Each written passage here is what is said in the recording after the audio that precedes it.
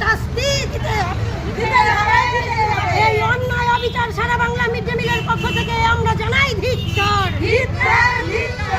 আরজি করের ঘটনার প্রতিবাদে আমরা জানাই ধিক্কার। দিন দিন নারী নির্যাতন, নারী ধর্ষণ বাড়ছে কেন? প্রশাসন জবাব চাই। এই দিকে দিকে নারী ধর্ষণ, নারী নির্যাতন, নারী নিরাপত্তা নেই কেন? পুলিশ প্রশাসন জবাব দাও।